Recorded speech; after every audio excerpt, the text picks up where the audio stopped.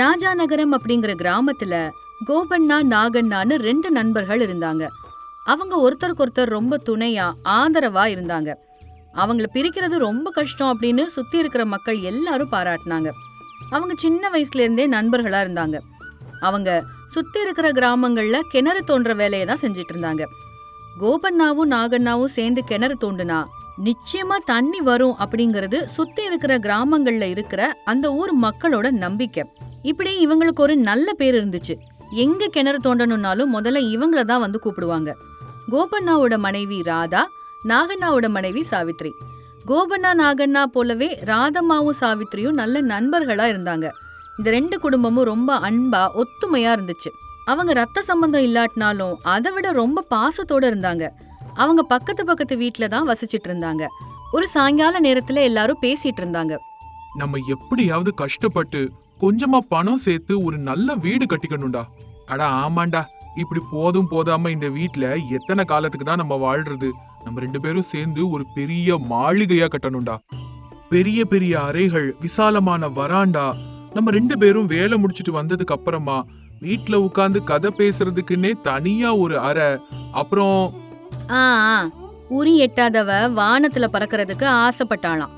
3 நாளா வேலை இல்லாம வீட்டுல உட்கார்ந்துகிட்டு பெரிய பெரிய மாளிகை கட்ட போறோம்னு இவங்க கனவு கண்டுட்டு இருக்காங்க.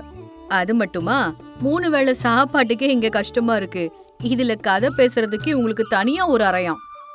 நீங்க ரெண்டு பேரும் இந்த மாதிரி கிண்டல் பண்ணிட்டே இருங்க.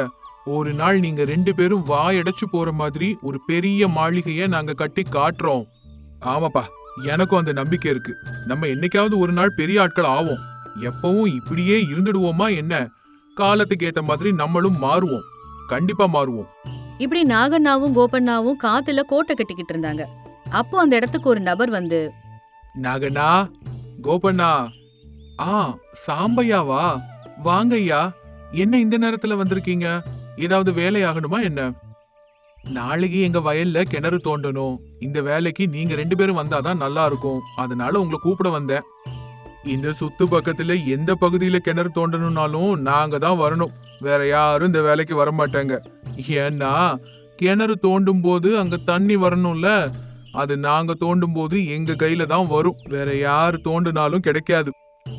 போதும் போதும், ரொம்ப பந்தா பண்ணிக்காத. உன் வீராப்பெல்லாம் வேற யார்ட்டையாவது வச்சுக்கோ. நாளைக்கு வந்து கிணறு தோண்டுங்க. உங்களுக்கான கூலிய நான் அனுப்பி வைக்கிறேன். சாம்பையா, இவங்க சங்கதி தான் உங்களுக்கு தெரியும்ல. நீங்க எதையும் மனசுல வச்சுக்காம கிளம்பி போங்க. நாளைக்கு காலையில வந்து உங்க வயல்ல இவங்க கிணறு தோண்டுவாங்க. அது சரி ராதாமா, நாளை காலையில ரெண்டு பேரையும் அனுப்பி வை. என்கிட்ட பேசுற மாதிரியே ஊருக்குள்ளயும் வீராப்பு பேசினா எல்லாரும் சிரிக்கதாங்க செய்வாங்க. முதல்ல வீடு நடக்கிறதுக்கு வேலைய பாருங்க. ரெண்டு பேரும் இப்ப போய் நல்லா தூங்கிட்டு நாளைக்கு காலையில வேலைக்கு போற வழிய பாருங்க.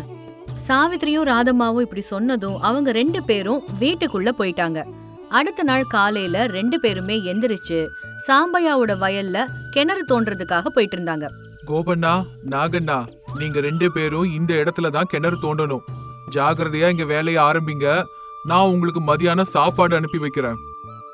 சரிங்க சாம்பையா, நாங்க இங்கேயே வேலைய ஆரம்பிக்கிறோம். கோபண்ணாவும் நாகண்ணாவும் வேலைய ஆரம்பிச்சாங்க. கோபண்ணா கடப்பாறையால மண்ணை வெட்டினாரு. நாகண்ணா அத மண்வெட்டியால அந்த மண்ணை அகற்றிட்டு இருந்தாரு. கொஞ்சம் ஆழமா தோண்டினதுக்கு அப்புறம் கோபண்ணாவோட கடப்பாறையில ஏதோ ஒண்ணு கெட்டியா தட்டுப்பட்டுச்சு. டேய் நாகண்ணா, கீழே ஏதோ ஒண்ணு தட்டுப்படுதுடா. எவ்வளவு வேகமா மண்ணை வெட்டினாலும் அது உள்ள போக மாட்டேங்குதுடா. அப்படியா? இந்த பக்கம் வா, நான் என்னன்னு பாக்குறேன். நாகண்ணா கீழே உட்கார்ந்து கைகளால மண்ணை அகற்றி பார்த்தாரு. உள்ளுக்குள்ள ஏதோ புதைக்கப்பட்ட பானை தெரிஞ்சது. கோபண்ணா, டேய் இங்க ஏதோ பெருசா இருக்குடா. வா, ரெண்டு பேரும் சேர்ந்து அதை எடுக்கிறதுக்கு முயற்சி பண்ணலாம். நாகண்ணாவும் கோபண்ணாவும் ரொம்ப கஷ்டப்பட்டு அந்த பானைய வெளியில எடுத்து பார்த்தாங்க. பார்த்தா அது ரெண்டும் பொன் பானைங்க. 2 பானைங்க கட்டப்பட்டிருந்துச்சு. இத பார்த்ததும் ரெண்டு பேரும் ஸ்தம்பிச்சு அப்படியே நின்னுட்டாங்க. உடனே கோபண்ணா, டேய் நாகண்ணா, இது பொன் பானைங்கடா. ஆமாடா, இதுக்குள்ள தங்கம் இருக்கும்டா. இப்ப என்ன பண்ணலாம்? என்ன செய்யறதுன்னா, இந்த மாதிரி ஒரு அவகாசம் நமக்கு திரும்ப கிடைக்காது. இதை எப்படியாவது நமக்கு சொந்தமாக்கிக்கணும். அப்பதான் நம்ம கண்ட கனவு எல்லாம் நமக்கு பலிக்கும்டா. அதெல்லாம் சரிதான்டா. ஆனா சாம்பையா இத பாத்துட்டாருன்னா நம்ம கிட்ட குடுப்பாரா? கண்டிப்பா குடுக்க மாட்டார்டா. இங்கேயே நம்ம மண்ணுக்குள்ள அதை புதைச்சு வச்சிருவோம். ராத்திரி யாருக்கும் தெரியாம வந்து எடுத்துக்கலாம். அப்படின்னா திருட்டுத்தனம் பண்ணலாம்னு சொல்ல வரியா? நம்ம யாரு வீட்டுக்குள்ளேயும் போய் இப்படி திருடிட்டு வரலையே. இத்தனை நாளா இந்த நிலத்தையே நம்பி நம்ம இருந்ததுக்கு இந்த பூமி தாய் நமக்கு கொடுத்த பரிசுன்னு நினைச்சுப்போம். சாம்பையாவுக்கு இந்த விஷயம் தெரிஞ்சா நம்மள வாழவே விட மாட்டாரேடா. அப்புறம் எப்படி? நமக்கு இந்த மாதிரி வாய்ப்புகள் திரும்ப திரும்ப வராது. அதனால கிடைச்ச வாய்ப்பை நம்ம ஒழுங்கா பயன்படுத்திக்கணும். இதை எப்படியாவது நம்ம கைப்பற்றிக்க தான் பார்க்கணும். அப்படி 2 பேரும் சேர்ந்து அதை மறுபடியும் மண்ல மறைச்சு வச்சுட்டு சாம்பையா கிட்ட நாளைக்கு வந்து வேலையை முடிக்கிறோம்னு சொல்லிட்டு அங்க இருந்து போயிடுறாங்க. வீட்டுக்கு போய் நள்ளிரவுக்கு அப்புறமா 2 பேரும் சேர்ந்து மறுபடியும் அந்த கிணறு இருக்கிற இடத்துக்கு வந்தாங்க. சத்தமே இல்லாம கைகளால அந்த மண்ணை தோண்டி அந்த புதைந்த பொன் பானைகளை ரொம்ப கஷ்டப்பட்டு அவங்களோட வீட்டுக்கு எடுத்துட்டு வராங்க. அவங்க மனைவிகளை கூப்பிட்டு, ராதம்மா, சாவித்ரி, நீங்க 2 பேரும் எங்களை ரொம்ப சாதாரணமா பாத்துட்டீங்கல்ல, எங்களால எதுவுமே செய்ய முடியாதுன்னு. இங்க பாருங்க. என்னங்க இது? அர்த்தராத்திரி நேரத்துல எழுப்பி பானைங்களை வச்சுக்கிட்டு, என்ன இது பானைங்க? எங்க இருந்து கொண்டு வரீங்க? இது நீங்க பயன்படுத்துற சாதாரண பானைங்க கிடையாது. நம்மள கோடீஸ்வரர்கள் ஆக்க போற பொன் பானைங்க. ஒரு தடவை திறந்து பார்த்தா அப்படியே மயக்கம் போட்டு விழுந்துருவீங்க. எனது பொன் பானைங்களா? எப்படிங்க? இன்னைக்கு சாம்பையாவோட வயல்ல கிணறு தோண்ட போனோம்ல, அப்படி தோண்டிக்கிட்டு இருக்கும் போதுதான் பூமிக்குள்ள இருந்து இது எங்களுக்கு கிடைச்சது. சாம்பையா அவரு இத உங்களுக்கு கொடுத்துட்டாரா? யாராவது தங்கத்தை அப்படி சும்மா தூக்கி கொடுப்பாங்களா? அப்புறம் எப்படி கொண்டு வந்தீங்க? சாம்பையா ஐயாவுக்கு தெரியாம அங்கேயே பூமியில புதைச்சு வச்சுட்டு இப்போ நாங்க 2 பேரும் போய் எடுத்துட்டு வந்தோம். அப்படின்னா திருட்டுத்தனமா? நம்ம எதிர்காலம் நல்லா இருக்கணும்னா, நம்ம கண்ட கனவுகள்லாம் நிறைவேறணும்னா நமக்கு இது தேவை. அதனாலதான் யாருக்கும் சொல்லாம இதை நாங்க இங்க எடுத்துட்டு வந்துட்டோம். இதுக்கு நீங்க என்ன பேர் வேணாலும் வச்சுக்கோங்க, அத பத்தி எனக்கு கவலை இல்ல. இன்னையில இருந்து நம்ம கஷ்டங்கள்லாம் தீந்துருச்சுன்னு நினைச்சுக்கோங்க. நம்ம கண்ட கனவு எல்லாம் நிஜமாவே நிறைவேற போகுது. நம்ம இஷ்டப்பட்ட மாதிரி பெரிய மாளிகை கட்டலாம். இப்படி நினைச்சு 4 பேரும் சேர்ந்து அந்த பானையோட மூடிய திறந்து பார்த்தாங்க. ஒரு பானை முழுக்க தங்க நாணயங்களால நிரம்பி இருந்துச்சு. ஆனா இன்னொரு பானை முழுக்க மண்ணால நிரம்பி இருந்துச்சு. அடடா, ஒரு பானை முழுக்க வெறும் மண்ணு தான் இருக்கு. ஒரு பானை முழுக்க தங்க நாணயங்களால நிரம்பி இருக்குடா, பாரு. அப்படின்னா நம்ம கண்ட கனவு பாதிதான் நிறைவேறுமா? இப்படிலாம் வருத்தப்படக்கூடாது. இருக்கிறத வச்சு நம்ம திருப்தி அடைஞ்சுக்கணுமே தவிர கிடைக்காததை நினைச்சு எப்பவும் வருத்தப்படக்கூடாது. சரின்னு அந்த 4 பேரும் அந்த பானையில இருக்கிற நாணயங்களை சமமா பிரிச்சுக்கிட்டாங்க. சந்தோஷமா இருந்தாங்க. அடுத்த நாள் யாருக்கும் சந்தேகம் வராத மாதிரி கோபண்ணாவும் நாகண்ணாவும் சாம்பையாவோட கிணத்து வேலைய முடிச்சிட்டு வந்தாங்க. அந்த 1/4 பங்கு தங்க நாணயங்களை வச்சு அவங்க நினைச்சபடி சந்தோஷமா வாழ ஆரம்பிச்சாங்க. ஒரு மாளிகையும் கட்டுனாங்க. அதுல அவங்க நினைச்ச மாதிரி அறைகளையும் அமைச்சாங்க. ஒரு நாள் சாவித்ரி ஏதோ ஒரு வேலையா இருக்கும்போது மண்ணால நிரம்பி இருந்த அந்த காலியான பானை இப்போ பேச ஆரம்பிச்சுது. சாவித்ரி, சாவித்ரி. யாரு யார் என்ன கூப்பிட்டது? நான் தான் சாவித்ரி, இந்த மண்பானை பேசுறேன். சாவித்ரி பயந்து போய் நாகண்ணா, கோபண்ணா, ராதம்மா எல்லாரையும் கூப்பிட்டா. எல்லாரும் அங்க வந்தாங்க. என்னங்க, இந்த மண்பானை என்கிட்ட பேசுச்சு. பானை எங்கேயாவது பேசுமா? ஆமா நாகண்ணா, நான் தான் உங்ககிட்ட பேசிட்டு இருக்கேன். 4 பேருமே ஆச்சரியத்தோட அந்த பானையே பார்த்துட்டு இருந்தாங்க. உங்களுக்கு நிலத்துல கிடைச்ச 2 பானைகள்ல ஒன்னு மண்ணால நிரம்பி இருந்துச்சு, ஒன்னு தங்கத்தால நிரம்பி இருந்துச்சு. தங்கத்தை நீங்க எடுத்துக்கிட்டீங்க, ஆனா மண்ணால நிரம்பின என்ன அப்படியே கைவிட்டுட்டீங்க. என்னால எந்த பயனும் இல்லைன்னு நீங்களே முடிவெடுத்துட்டீங்க, அப்படிதானே? தங்கத்தால நிறைய விஷயங்கள் சாதிக்கலாம், மண்ணை வச்சுட்டு நாங்க என்ன செய்ய முடியும்? அதனாலதான் என்ன குறைஞ்சபட்சம் சுத்தம் கூட செய்யாம அப்படியே விட்டுட்டீங்க. முதல்ல என்ன சுத்தம் பண்ணுங்க, உங்களுக்கு என்ன கொடுக்கணுமோ எனக்கு தெரியும். சரின்னு சொல்லி அந்த 4 பேரும் அந்த பானையில இருக்கிற மண் எல்லாத்தையும் அகற்றி அந்த பானைய நல்லா சுத்தம் பண்ணி வச்சாங்க. இப்போ உங்களுக்கு என்ன வேணுமோ என்கிட்ட கேளுங்க. அப்படின்னா அது நாங்க என்ன கேட்டாலும் நீ எங்களுக்கு கொடுப்பியா? கண்டிப்பா கொடுப்பேன். எங்க கேட்டு பாரு. எனக்கு இந்த பானை நிறைய தங்க நாணயங்கள் வேணும். சரி, எடுத்துக்கோ. பக்கத்திலேயே ஒரு பானை நிறைய தங்க நாணயங்கள் வந்துச்சு. இத பார்த்து கோபண்ணாவுக்கு பேராசை வந்துச்சு. எனக்கு இன்னொரு பானை நிறைய தங்கம் வேணும். நீ கேட்ட முதல் கோரிக்கையை நான் நிறைவேற்றிட்டேன். இன்னொரு கோரிக்கையை நிறைவேற்றணும்னா என்னோட கோரிக்கை ஒண்ணு இருக்கு. அத நீ எனக்காக நிறைவேத்துவியா? நீ நாங்க கேக்குறதெல்லாம் கொடுக்கும்போது உனக்கு ஏதாவது ஒரு தேவைன்னா அதை செய்ய மாட்டோமா? கண்டிப்பா செய்வோம். உனக்கு என்ன வேணுமோ அதை கேளு. உன்னோட மனைவிய எனக்குள்ள என்ன இருக்குன்னு வந்து குனிஞ்சு பார்க்க சொல்லு. ராதம்மா, அந்த பானைக்குள்ள என்ன இருக்குன்னு ஒரு தடவை போய் குனிஞ்சு பாரு. ராதம்மா அந்த பானைக்குள்ள என்ன இருக்குன்னு தலைய வச்சு குனிஞ்சு பார்த்தா. அப்போ அந்த பானை திடீர்னு ராதம்மாவை அப்படியே முழுங்கிருச்சு. இது என்ன? அவங்கள எப்படி நீ முழுங்க முடியும்? அவங்கள முதல்ல வெளியில அனுப்பு. என்னால உள்ள இழுத்துக்க மட்டும்தான் முடியும். உன்னோட மனைவிய அனுப்பி அவளை வெளியில எடுத்து விட சொல்லு. வர சொல்லு.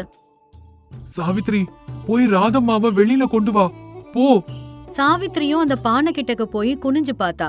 அந்த பானை சாவித்திரியையும் அப்படியே உள்ள முழுங்கிருச்சு. இது என்ன?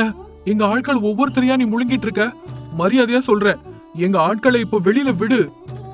உங்க ஆட்களை உங்ககிட்ட ஒப்படைக்கணும்னா நீ என்னையும் என்னோட ஆட்களையும் எங்க இடத்துக்கு அனுப்பி வைக்கணும்.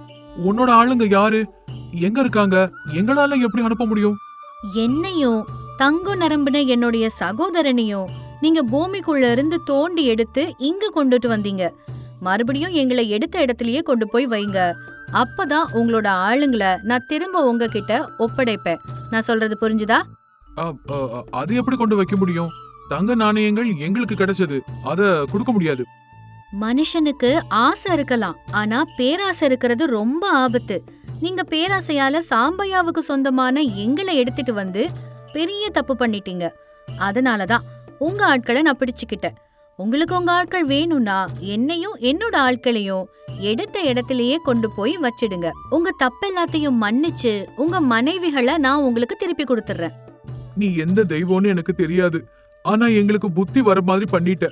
பேராசைப்பட்டு நாங்க செஞ்ச தப்புக்கு சரியான பாடம் சொல்லிட்ட. உங்களை நீங்க சொன்ன இடத்துலயே கொண்டு போய் வச்சிடுறோம். தயவு செஞ்சு எங்களோட மனைவிகளை எங்க கிட்ட திருப்பி அனுப்பிடுங்க. எப்பவும் உங்களுக்கு நாங்க ரொம்ப கடமைப்பட்டிருப்போம். இந்த தப்ப மன்னிச்சிடுங்க. இப்படி நாகண்ணாவும் கோபண்ணாவும் அந்த பானைக்கு வணக்கம் சொல்லி கெஞ்சினாங்க. உடனேயே அந்த பானைக்குள்ள மண்ணை நிரப்பி அவங்க பிரிச்சுக்கிட்ட தங்க நாணயங்களையும் கொண்டு வந்து இன்னொரு பானைக்குள்ள போட்டு 2 பானைகளையும் சேர்த்து அதுங்களை எங்க எடுத்தாங்களோ அங்கேயே, அதாவது சாம்பையாவோட வயல்ல உள்ள கிணத்துக்குள்ளேயே பழைய இடத்துல வச்சுட்டு வந்துட்டாங்க. அப்படி அவங்க அந்த பானைங்களை வச்சுட்டு வீட்டுக்கு திரும்பி வந்து பார்க்கும்போது அவங்க புதுசா கட்டியிருந்த அந்த மாளிகை மாயமாகி போய் பழைய வீடுதான் இருந்துச்சு. வீட்டுக்குள்ள இருந்து அவங்களோட மனைவிகள் எதிர்ல வந்தாங்க. ராதம்மா, சாவித்ரி, நீங்க 2 பேரும் வந்துட்டீங்களா? நம்மள இந்த பேராசை புடிச்சதுனால பண்ணின தவறுக்கு சரியான பாடம் கத்துக்கிட்டோம். இனிமே கஷ்டப்பட்டு உழைச்சு மட்டும்தான் சம்பாதிக்கணும். அவசரப்பட்டு தெரிஞ்சோ தெரியாமலோ எப்பவும் தவறு பண்ணவே கூடாது. அப்படி செஞ்சா தண்டனை நமக்கு நிச்சயமா கிடைச்சே தீரும். அன்னையிலேந்து அவங்க தினமும் வேலை செஞ்சு கஷ்டப்பட்டு உழைச்சு கிடைச்சத வச்சுக்கிட்டு ரொம்ப திருப்தியா தங்களோட வாழ்க்கைய சந்தோஷமா வாழ ஆரம்பிச்சாங்க. கொல்லாபுரம்ங்கிற கிராமத்துல வீரையா சின்னையா அப்படின்னு 2 அண்ணன் தம்பி இருந்தாங்க. வீரையா ரொம்ப புத்திசாலி, ரொம்ப பொறுமையான மனுஷன். ஆனா சின்னையா கொஞ்சம் அப்பாவி. 2 பேருக்குமே கல்யாணம் முடிஞ்சிருச்சு. ஒரு நாள் பயங்கரமா மழை பெஞ்சிட்டு இருந்த சமயத்துல வீரையா கூடைங்க எல்லாத்தையும் கழுவிட்டு இருந்தான். அப்போ சின்னையா அங்க வந்து, அண்ணே, இவ்ளோ கடுமையான மழையில என்ன பண்ணிட்டு இருக்க? அதெல்லாம் ஒண்ணும் இல்லடா, நம்ம வயல்ல நிறைய காய்கறிகள் விளைஞ்சிருக்கு. அது எல்லாத்தையும் எடுத்துட்டு வரலான்னு தான் கூடைங்களை கழுவிட்டு இருக்கேன். அது அண்ணன், அது வந்து இந்த வயல் இப்போ யார் பேர்ல என்ன இருக்கு? நம்ம அம்மா பேர்ல இருக்குடா. இந்த விஷயத்த பத்தி நான் உன்கிட்ட கொஞ்சம் பேசணும்னா. என்னாச்சுடா சின்னா, எப்பவும் இல்லாம வயல் விஷயம் பத்தி எல்லாம் பேசுற? சரி, இப்ப வேண்டாண்ணா, நான் இன்னொரு சமயம் இத பத்தி உன்கிட்ட பேசுறேன். இப்படி சொல்லிட்டு அங்கிருந்து போயிடுறான். வீட்டுக்குள்ள அவங்களோட அம்மா மங்கம்மா அவங்களுக்காக சக்கரை பொங்கல் செஞ்சிட்டு இருந்தா. 2 பேரும் வந்துட்டீங்களா? வாங்கடா, உங்களுக்காக நான் சக்கரை பொங்கல் பண்ணிருக்கேன். ஆஹா அம்மா, உன் கையில பண்ற பொங்கல்னா எனக்கு அவ்வளோ இஷ்டம்மா. அப்படி வீரையா சொல்லவும் அவங்க 2 பேரையும் உட்கார வச்சு பொங்கல் கொடுத்தா. நீங்க 2 பேரும் இதே மாதிரி ஒற்றுமையா இருக்கணும்டா, ராமர் லக்ஷ்மணர் மாதிரி. அது அந்த காலம்மா, அதனால ராமர் லக்ஷ்மணர் ஒன்னா இருந்தாங்க. ஆனா இப்ப எல்லாம் மாறி போச்சுமா. மாறி போச்சா? என்னடா மாறி போச்சு? அது வந்துமா, அதுதான்மா, அதாவது காலம் மாறி போச்சு. காலத்துக்கு தகுந்த மாதிரி மனுஷங்களும் மாறிக்கணும்னு சொன்னேன். அப்படி ரொம்ப பதட்டமாகி அங்கிருந்து எந்திரிச்சு போயிட்டான் சின்னையா. டே பெரியவனே, சின்னவனுக்கு என்னடா ஆச்சு? ஏதோ வித்தியாசமா பேசிட்டு போறான். எனக்கும் அதுதாம்மா ஒண்ணுமே புரியல. டேய், என் மனசுக்கு என்னவோ தப்பா நடக்க போகுதுன்னு சொல்லுதுடா. எப்பவும் இல்லாம இப்போ. ஐயோ அம்மா, ஒவ்வொரு சின்ன விஷயத்துக்கும் எதுக்குமா நீ இவ்ளோ கவலைப்படுற? அதான் நான் இருக்கேன்லம்மா, நான் எல்லாத்தையும் பாத்துக்கறேன். சரி, நான் வயலுக்கு போயிட்டு வரேன், நீ ஜாக்கிரதையா இரு. அப்படி வயலுக்கு கிளம்பி போயிட்டான். சின்னையா பேசினத பத்தி அவன் யோசனை பண்ணிட்டே இருந்தான். நாட்கள் கடந்து போச்சு. இதுக்கிடையில ஊருக்கு போயிருந்த அந்த 2 மருமகள்களும் மறுபடியும் மாமியார் வீட்டுக்கு வந்தாங்க. அவங்க 2 பேரையும் பார்த்த மங்கம்மா, வாங்கம்மா வாங்க, வந்துட்டீங்களா? நீங்க 2 பேரும் இல்லாம வீடே வெறிச்சுன்னு இருந்துச்சுமா. ஐயோ அத்தை, அதான் நாங்க இப்ப வந்துட்டோம்ல, இனி மறுபடியும் கலகலன்னு ஆயிடும். வெறிச்சுன்னு இருந்துச்சா இல்லைன்னா அமைதியா இருந்துச்சா? அது என்னம்மா அப்படி சொல்லிட்ட? வேற எப்படி சொல்றதா? ஐயோ, மனுஷங்க கிட்ட எது பேசினாலும் தப்பாகுதுப்பா. அது சரி, உங்க சின்ன பிள்ளை விஷயத்த உங்ககிட்ட சொன்னாரா? விஷயமா? என்ன விஷயமா? இப்படி இவங்க பேசிட்டு இருக்கும்போதே அங்க சின்னையா வந்து அவளை பாதியிலேயே நிறுத்தி வீட்டுக்குள்ள கூட்டிட்டு போனதும் மங்கம்மா இப்படி கேட்டா. டேய் சின்னவனே, நில்லுடா. மருமக ஏதோ விஷயம் சொல்லணும்னு சொன்னா. என்னடா, ஏதாவது விசேஷமா? என்ன என்ன விஷயம்? அட, அதெல்லாம் ஒண்ணு இல்லம்மா. இவ ஏதோ வளரிக்கிட்டு இருக்கா, வேற ஒண்ணும் இல்ல.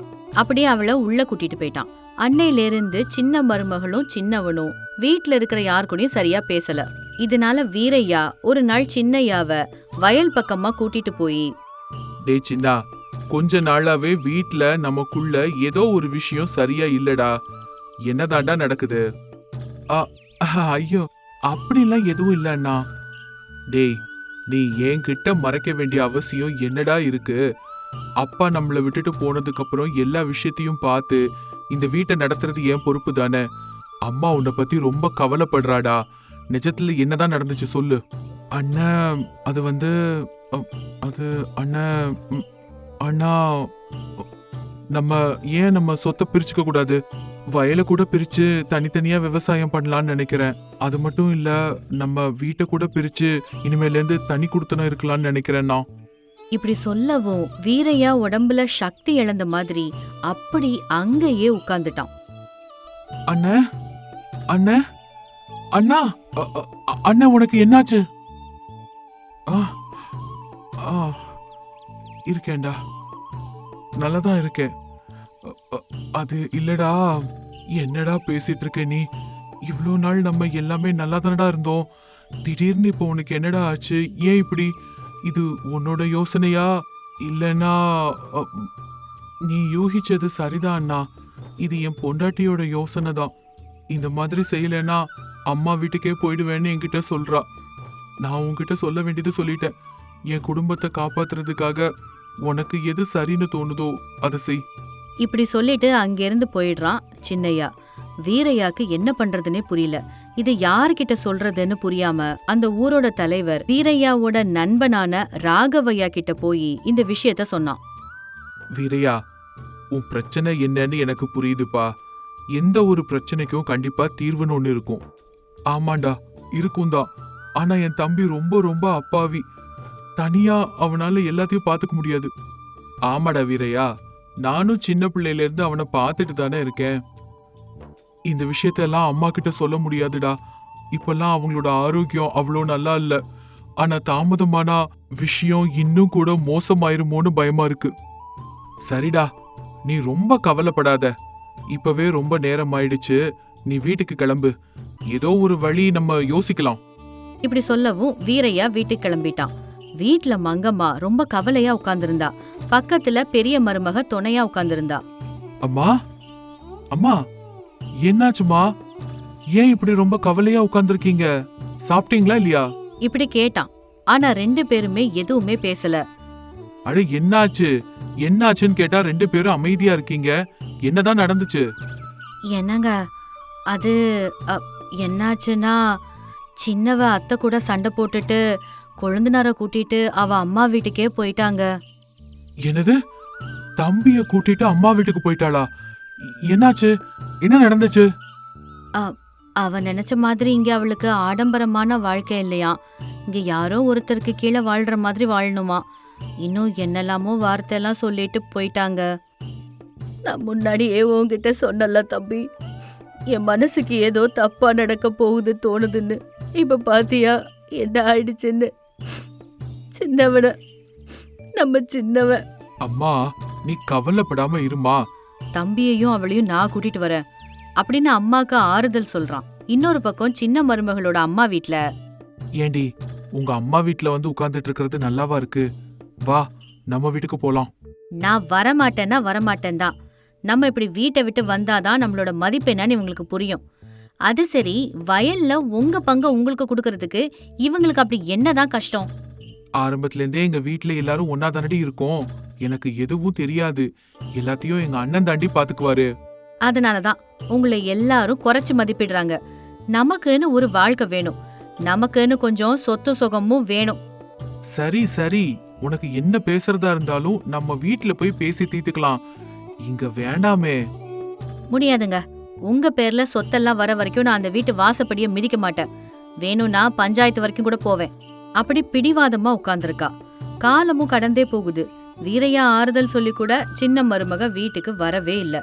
இதனால ராகவையாட்ட இந்த விஷயத்தை எடுத்துட்டு போறாரு வீரையா. அப்போ ராகவையா, ஐயோ, இவ்ளோ சீக்கிரம் இவ்ளோ பெரிய விஷயங்கள் நடந்துருச்சா?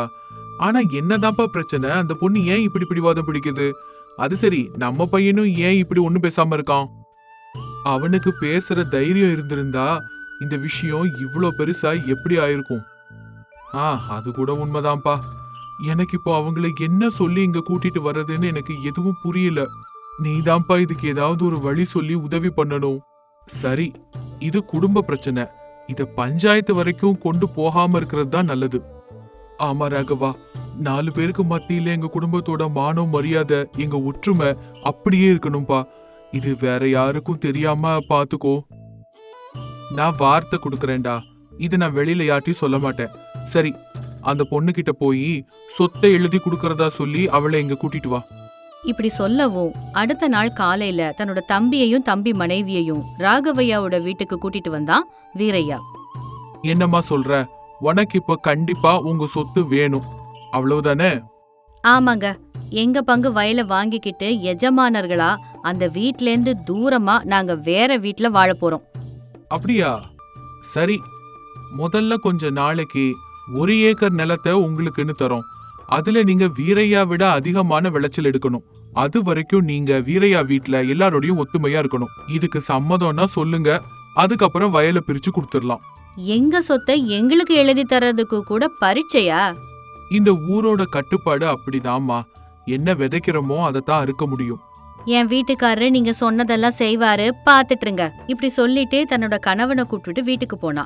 வீட்ல மங்கம்மாவும் பெரிய மருமகளும் அவளை எதுவுமே சொல்லாம எப்பவும் போல அன்பா பாத்துக்கிட்டாங்க. இத பார்த்து அவளுக்கு ஆச்சரியமா இருந்துச்சு. ஆனா எதுவுமே பேசாம வீட்டுக்குள்ள போயிட்டா. என்னங்க, உங்க அண்ணனை விட அதிகமான விளைச்சல் நீங்க எடுத்து காட்டணும். நீ என்ன பேசிட்டு இருக்க? எனக்கு அதெல்லாம் எதுவும் தெரியாது. ரொம்ப கஷ்டம். அதெல்லாம் நீங்க என்ன பண்ணுவீங்களோ எனக்கு தெரியாது.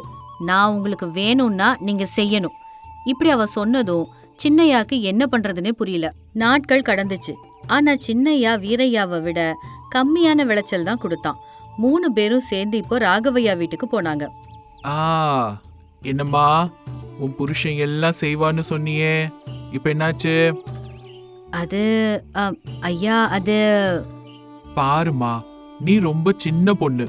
சுதந்திரமா இருக்கணும்னு நினைக்கிறதுல தப்பே கிடையாது.